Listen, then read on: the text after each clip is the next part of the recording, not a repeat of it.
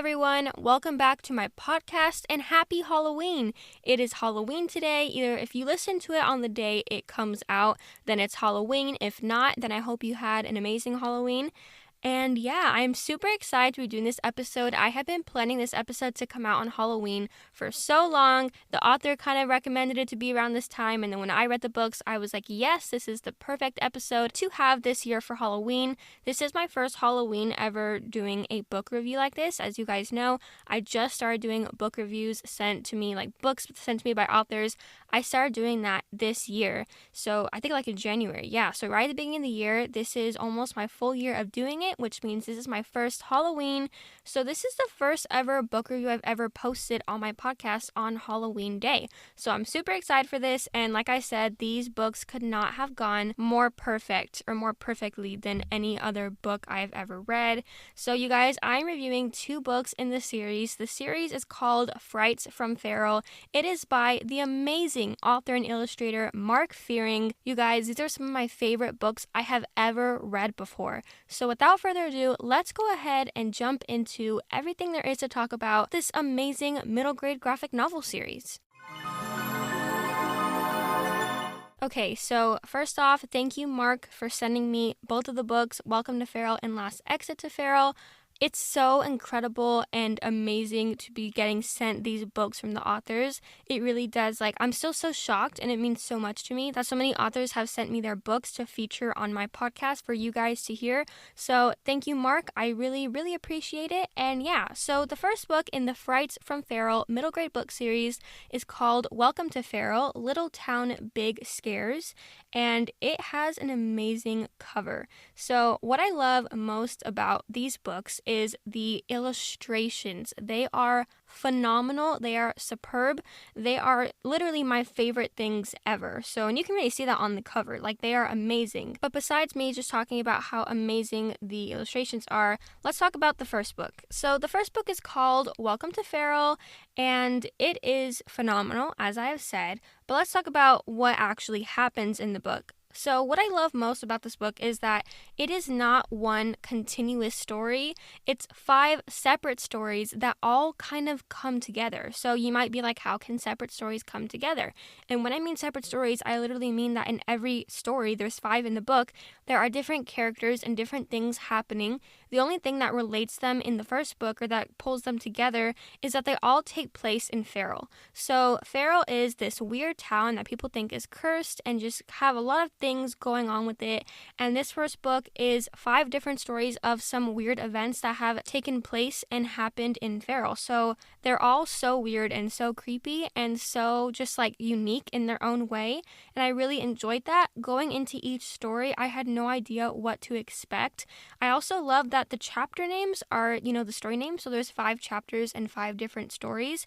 For example, the first chapter or the first story is called A Long Way Down, and the second one is called Ice Cream Screams. Amazing names for all of them, but what I love most is that Mark incorporated the title names into the illustration for that page. So if you ever do check out the book, which I highly, highly, highly recommend doing so, you'll see that each chapter name or story name is somehow incorporated into the picture. I love them all. They're all so unique in their own way, like I said.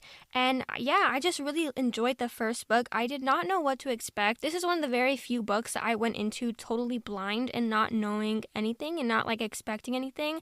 And I enjoyed the experience so much more by doing that because I did not know what to expect.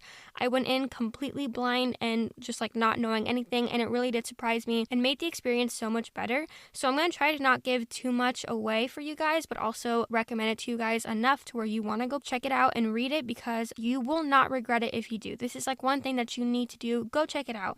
But yeah, so the first book is 5 separate stories, and you're kind of a little confused-ish because you're okay, different characters in every story, 5 different stories are all very weird and unique in their own way. how does this come together? How was this one book? And then the end ends with these two characters, and you're like, okay, we barely know anything about you. And then they kind of run off into another mystery adventure, and that is where Last Exit to Feral, which is the second book, starts up. So it starts up exactly where the first one left off. Actually, there is a prologue, but besides that, after the prologue, it starts up right where the first one ended. So the first one is basically 5 different stories, like I said, but the second one, Last Exit to Feral, Little Town Underground, that one is one continuous story that all ties in from Welcome to Feral, which is the first book. So basically, the best way to explain it is the first book is 5 separate stories of weird things that have happened in Feral, and the second book is kind of all of those stories in some interesting way tied into Last Exit to Feral, but also with its own mystery adventure or spooky mystery adventure going on with the 2 main characters on the cover. So yeah, it's its own continuous story, which, like I said, is super different from the first book, but yet it somehow found an awesome way, like Mark did it so well, to include the first stories into the second book. So yeah, just you guys, you have to check these out. I feel like I did not do these books justice by telling you guys what they're about. They are just wonderful. My mom even read them, and so did one of my other sisters. We all read them, and we all loved them. I gave them 5 stars, both of them on Goodreads. So wonderful. I think it's fair to say, and I think it's like I feel confident saying this, that these have been my favorite graphic novels of the year, which says a lot because I read quite a few graphic novels. So favorite ones of the year by far, without a doubt. Go check them out. I thought it was like Stranger Things-esque, and there are several things, especially how the first book ends. There is a scene that literally I was like, that is Stranger Things right there. And I told my mom, I was like, it's literally just raincoats in certain colors that they wear in Stranger Things. And I told my mom, how is it that Stranger Things has made it to where whenever I see red and yellow raincoats, I'm like, that is Eleven and Max. Those are the characters from Stranger Things, if you don't know. Like, it's so crazy, but that was incorporated into the last bit of the book. I don't know if that was intentional or not. I'm pretty sure it was, but not entirely sure. But yeah, so if you guys are fans of anything creepy, scary, unusual, or just like anything really unique and its own thing in itself, then check these books out, you guys. I'll have the links in my description, this episode description. They'll be there for you guys. I mean, honestly, it's one of those things to where the book is so good that I feel like I can't even describe it good enough, to be honest with you. It's like these books, or this book series, is so insane that I feel like I can't even put into words how good it is. So with all of my rambling of these books, I can't even talk properly. With me rambling about how amazing these books are and the stories and trying to explain to you guys what these books kind of entail and what they include in them, just basically the moral of this story here is to go check out these books. Welcome to Feral and Last Exit to Feral by Mark Fearing. My favorite graphic novels I've ever read. Just go check them out, you guys. The links will be in the description. Go check them out. And yeah, before I just keep like blabbing about the same thing over and over, I feel like I'm going to start repeating myself eventually. I'm just going to go ahead and let you guys hear the interview that I got to do with Mark, because I forgot to mention, you guys, but I did get to do an interview with Mark Fearing. It was so insane to hear from him because I am such a huge fan of his work ever since I read Feral or the 2 Feral books. I am just such a fan of everything he does and everything that he produces. He is so creative and artistic, and I think he is just someone to look up to.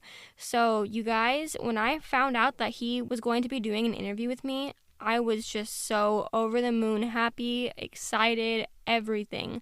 So yeah, just here is the interview. I even got to ask him a few more questions than I normally do because I wanted to ask him so many different things. So this interview might be a little bit longer than usual. Not exactly sure. I haven't compared it to my other ones, but here you guys go. Here is the interview that I got to do with the one, the only, Mark Fearing. Hello, Mark. Thank you so much for doing this interview with me today.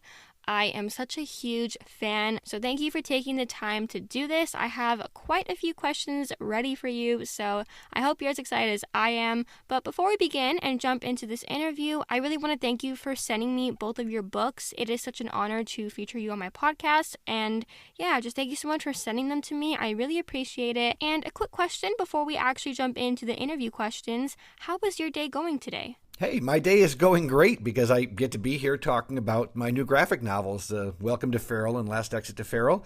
I can say the rain has returned to Oregon. So right now it's dark and cloudy, a little bit colder, so it's perfect vampire weather right now for Oregon. That is so great to hear. First of all, that's so sweet of you that you said that your day is going great because you're here doing this interview. That really meant so much to me. So thank you for that. And also, I'm so glad that you're having wonderful weather over there. Over here where I live, which is in Texas, it is actually kind of cold. The past week, it has been in the 80s and 90s and just really hot and humid. And then yesterday, a major cold front came in to where literally at 2 p.m., it was like 84 degrees. And at like 6 p.m., it was in the 50s. And then overnight, it was like in the 40s. So super crazy. It dropped like 40 degrees in less than 24 hours. And now, as of today, it's been raining the whole day. It's very just dark and like cozy over here, but also I'm kind of cold because it's like 50 or 40 degrees out. It's like 48 degrees right now, so kind of cold, and it's raining, and it's not that fun when you have a dog and you need to take her out to go to the restroom when it's all wet and rainy and cold. But besides that, this is like the perfect weather for anyone to read, or in my case, do this podcast episode or do schoolwork later on. So yeah, amazing weather. I'm glad you're getting amazing weather too. Perfect for Halloween, kind of, if you're not planning on going trick-or-treating. Perfect spooky weather to watch old movies and just to eat a lot of candy and have fun with your family. But yeah, so moving on to the very first question I have for you today. How did the whole concept of your Feral books come about? Welcome to Feral and Last Exit to Feral are really books that had been around in my head for a long time. I really loved the old creepy comic books, EC comic books, short horror stories, and horror movies. I wanted to take a stab at doing something like that. So originally they were just ideas for lots of little short stories, and it was really working with the editor who wanted to make something more of it. So I ended up with the first book being the collection of 5 stories that give you glimpses of different parts of Feral, and then Last Exit to Feral really becomes a first-person adventure story where we look into why this is happening there and how all these things might be tied together. Wow, so you're telling me that because of like your editor, I think you said, and all of the ideas just like in your head, that these became books. See, you guys, that's crazy. Any idea that you have in your head that you may think like, oh, it's just an idea, it's never going to become anything. You never know. It could become a published book, or in Mark's case, a book series that many people like myself and my mom and my sisters love and enjoy. So I think that's so crazy. Like, I know everything starts from an idea, but to think that this was an idea that, he wasn't really like automatically trying to pursue and make a reality, I think that makes it so much more special. Knowing that just because someone else kind of had like the idea of like, maybe we should make this into an actual thing, then led to us having the books in our hands. I'm literally looking at the books right now. So I just love hearing how authors come up with their books. That's why I always ask the question. I never want the question to get old or annoying to my listeners, but I always feel like I have to ask it, because I think everyone has their own different stories. Some people get it from school. Some people get it from just like an idea with their family, or just an idea that popped into their head that they didn't think was actually going to become anything. So that's why I love asking that question all the time, and I always enjoy hearing the responses from all the authors. So thank you for answering that question. And now moving on to the next question I have for you. What has been some of your biggest sources of inspiration as an author/illustrator? When I say inspiration, this can be anywhere from like books or movies or even any other authors or illustrators like that. But what has been some of your biggest sources of inspiration as an author/illustrator? Well, when I talk about, what inspires me, there's so many things. It's certainly authors like Ursula K. Le Guin and Stephen King. I loved reading their books. Then there's illustrators and comic books and movies and music, and it goes on and on. I'm really inspired by everything. There's so much available too with social media, with Instagram. I mean, I see artists and illustrators I've never heard of, never seen their work before every day that inspire me. You know what? Kind of jumping back to the first part of your answer, I had a feeling you were going to say Stephen King. I just thought, like, you know what? I feel like he loves horror. And I mean, the king of horror, I feel like, has to be Stephen King, you know? So I kind of felt like you were going to say that. I guess I was right. But I mean, who wouldn't? If you're doing horror, who wouldn't get inspiration from Stephen King? And also, I totally agree with you. I can just see a random person's illustration and just come up with a story, you know? So I think you're so right. There are so many sources of inspiration available to us, especially in this generation. So I feel like there are so many things where you just look around either in, you know, nature or on social media or just in your house, and you can find so many creative stories. So I completely agree with that. There is inspiration literally everywhere. So love that response. It really makes you think about, like, anyone can write a story, right? If we have creative minds and anyone can come up with anything. But moving on to the next question I have for you, how did you discover your style of illustrating? I love your illustrations. They are honestly probably my favorite illustrations I've ever seen in a graphic novel. So how did you discover your amazing style of illustrating? My style of illustrating, well, that's an interesting question because I'm not sure I'm really happy with my style of illustrating. It changes in a sense to what the material is. I've done around 27 picture books or so, and can be very different in style. And even my first graphic novel called Earthling, which was put out by Chronicle Books, is very different looking. So I sort of change my work on how I picture it should look with the story that is being told. I don't feel I have just one way of drawing or illustrating, which, you know, is good and bad. But I do like to experiment and try new styles when I'm thinking of different types of stories, or if I get a manuscript that inspires me in a really different direction. Tell me you're joking. You did not just say that you do not like your illustrations. What? Oh my gosh, you must be joking. I just said that these are my favorite illustrations ever, and then you go on and say that you're not even fully pleased with them? You're joking, right? Because they're the best things ever. And like you said, you know, having different styles, it could be good or bad. I can see that, you know, it could be good because you have no, like, limits. You can do whatever you think of when you see a design. But then it could possibly be bad because maybe people won't recognize that to be your work because it'll be so different from some of your other styles that they'll be like, oh, that's not even him, that's someone else. And then they open the book and they're like, oh my God, that is him. But I think it's honestly more so a good thing because you have no limitations. Like, the sky is literally the limit for you because if you think of any story or, like you said, read a manuscript, you can just, whatever comes to your mind, you just do that. And I'm sure they're all amazing and great. None of them are going to be bad. So I think that's honestly a really good thing to have as an author illustrator. And I also think that that is, like, showing how creative and, like, amazing you are as an author illustrator. So great job on that. I wish I could even draw one style. I honestly cannot. But moving on to the next question I have for you. Have you always been drawn to horror, the macabre, and kind of just anything scary and unusual? Or was it something that was developed over time? I think I have always been drawn to horror and the macabre. Scary, unusual stories. I grew up on a farm in northern Minnesota, and not a lot of neighbors around. Good, scary stuff. We always thought we had a ghost in the house. My siblings and I talked about that, and that was always something I was drawn to and enjoyed a lot. And science fiction is the same. I do like the genres like that. And getting a chance to work on them in the various books has been great. Whoa, you're right. Your home that you used to live in when you were a kid really does sound like a place where any spooky story horror movie would take place, to be honest with you. I feel like that would be one of the movies where, like, the kids get picked away one by one in a summer where the family just goes for a vacation and they go there to a nice little farm to spend some time together as a family and, like, reconnect, and then everyone gets picked off one by one. There you go. See, this is what I mean by anyone can come up with ideas with anything, right?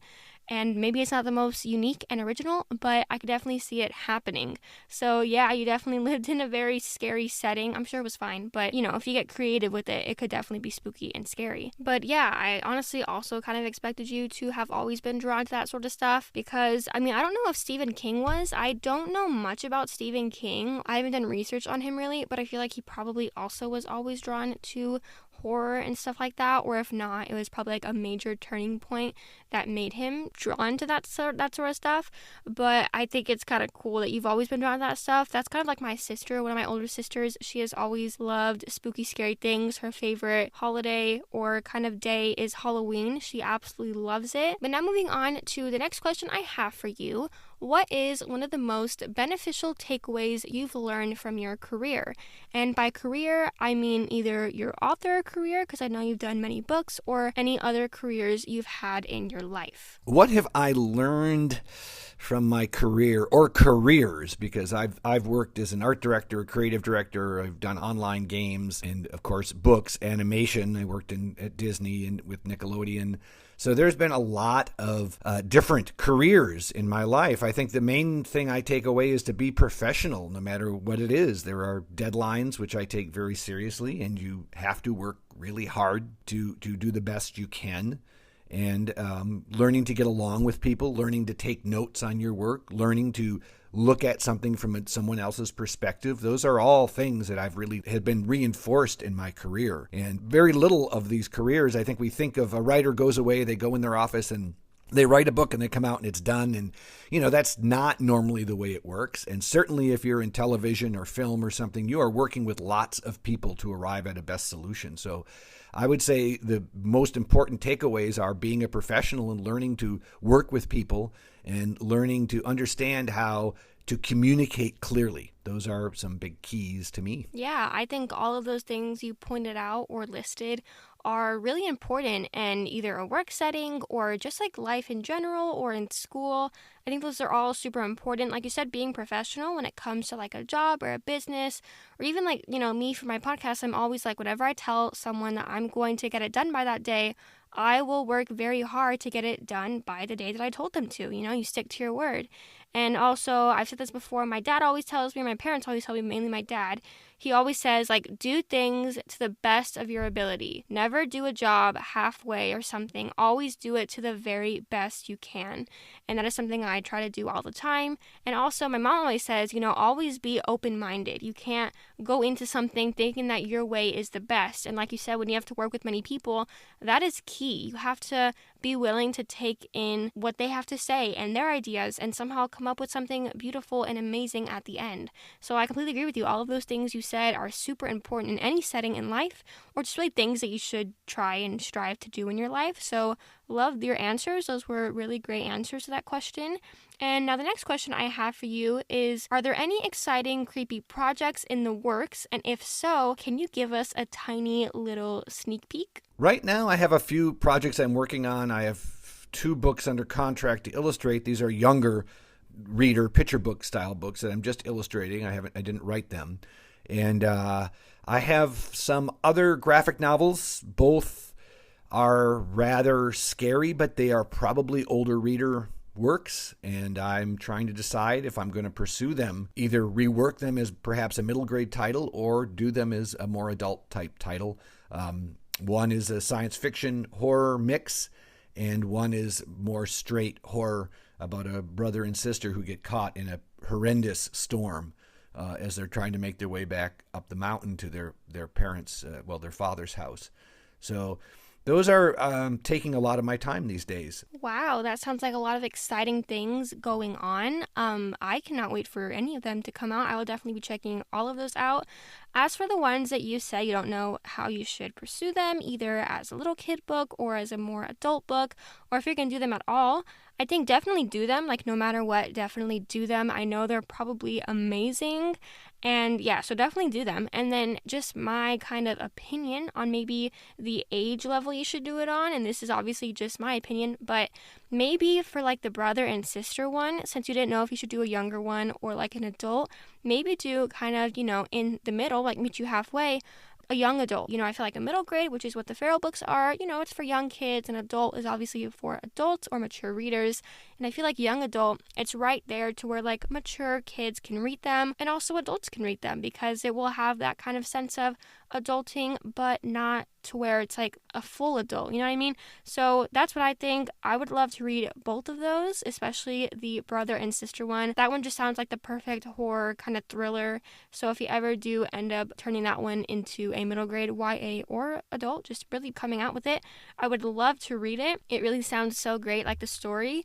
And yeah, you definitely have a lot of things to keep you busy right now. So many projects, but I'm sure that is so exciting to have all of these things in the works that I'm sure you're so proud of. I hope that they all become a reality one day. They all go out into the world for people to read and enjoy. But now moving on to the next question I have for you. Is there a specific motto or message that has helped you stay motivated throughout your career/life? And if so, what is it? If there's a motto or a takeaway from my career that I've learned, it's really that you have to keep working. You have to keep moving on.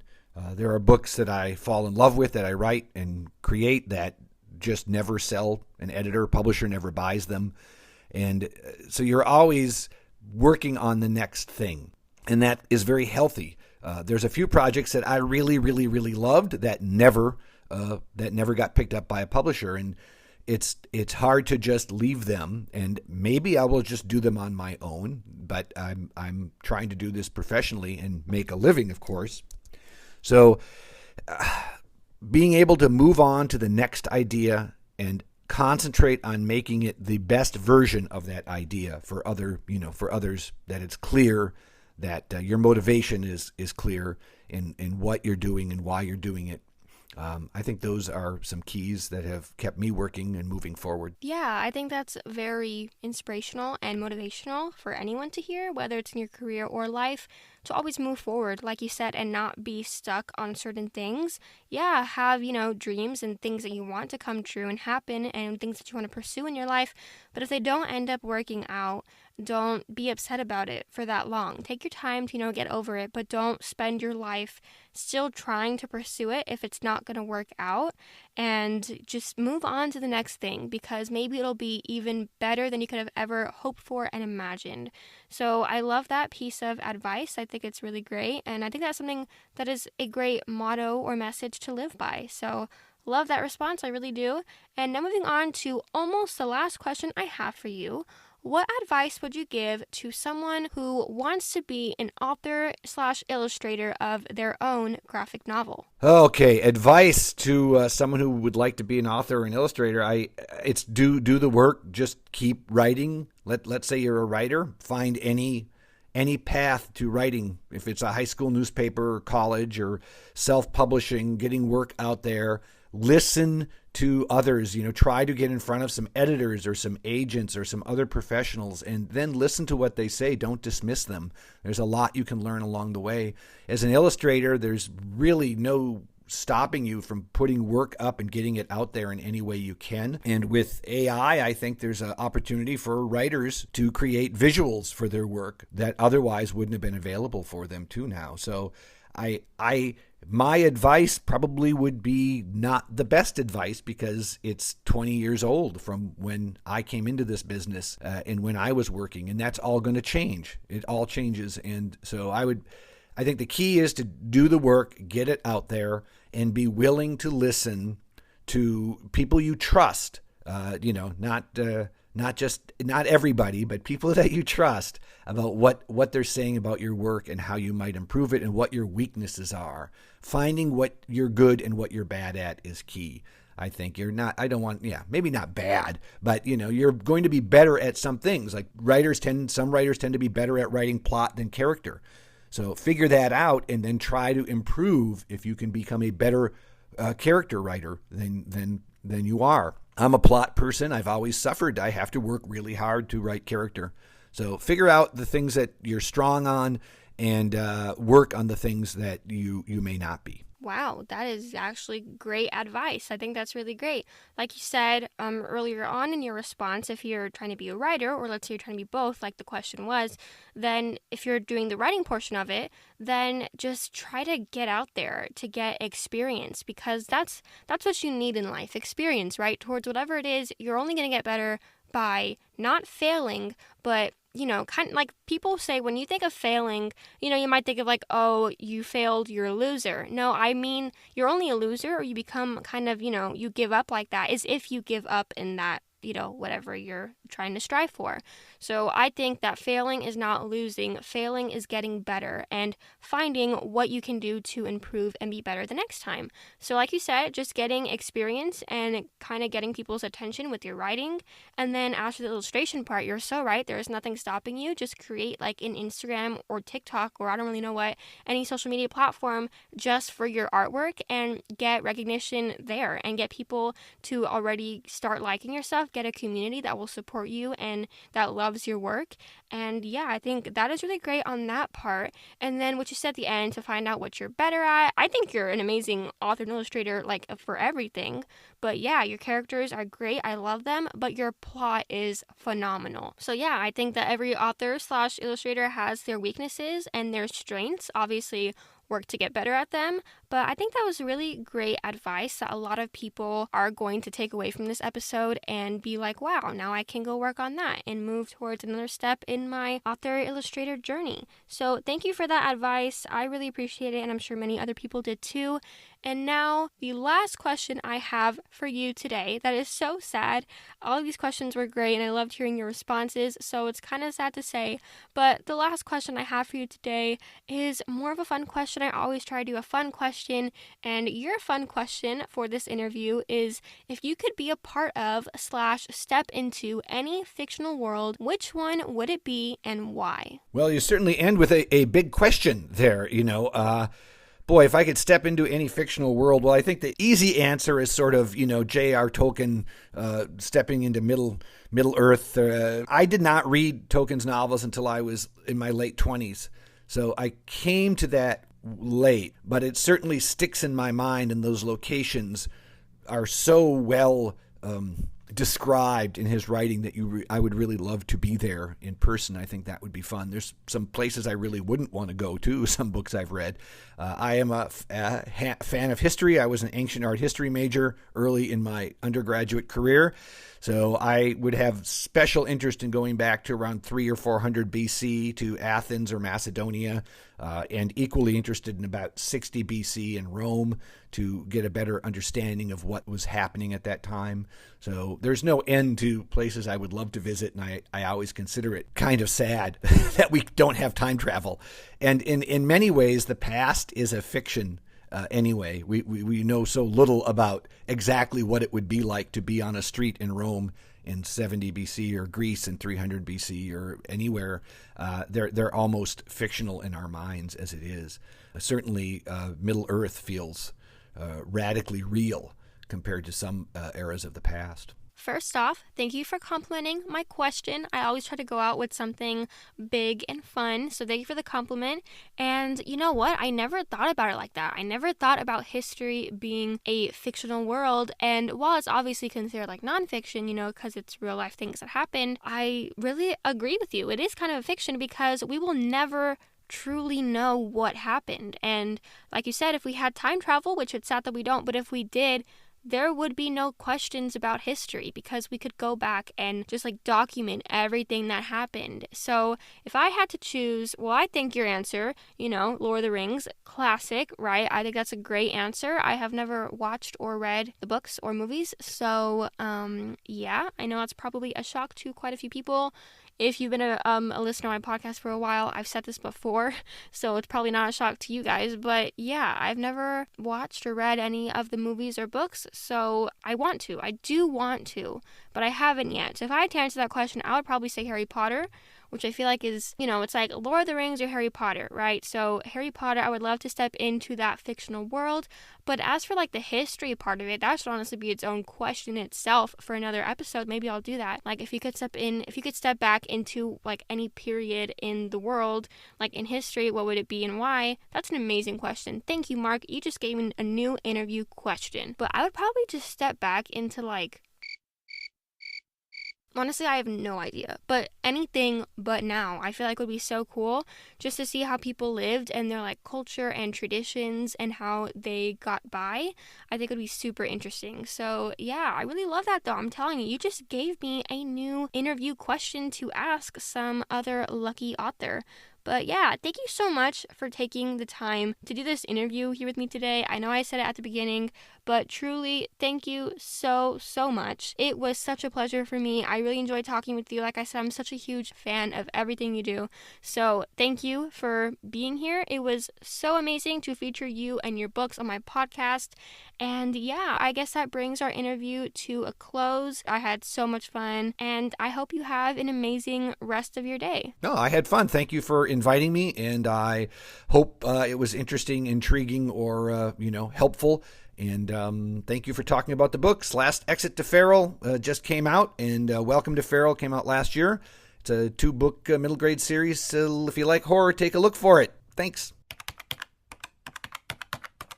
So yeah, you guys, that was the interview that I got to do with Mark Fearing. It was so much fun to chat with him about, his inspiration for the books, and the last question of what world he would love to step into, and then other things. He gave us advice on if you want to be an author illustrator. He gave us like a motto that he lives his life by. So it was super fun to talk with him. Once again, thank you, Mark. And yeah, I guess that brings this episode to a close. I hope you guys enjoyed it as much as I enjoyed recording it. If you want to go check out these books, which you guys, you really, really should, just go to the description of this week's episode and you can check them out. And also, I forgot to mention in the interview, but if you guys would like to tell me which fantasy world that you would like to step into or be a part of, which is the last question I asked Mark, if you are a Spotify user, you can actually answer that question. For every episode, I do a Q&A for that episode, and I would love to hear from you guys. I usually pick the question that I asked the author. I'll do it for you guys to answer. So if you want to go let me know what world you would love to step into, then if you're a Spotify user, go do that. Unfortunately, it's only available on Spotify, but you can make a free account. So if you would love to share with me, I would love to hear it from you guys. So yeah, thank you guys so much for supporting me and listening to my podcast. It really means the world to me.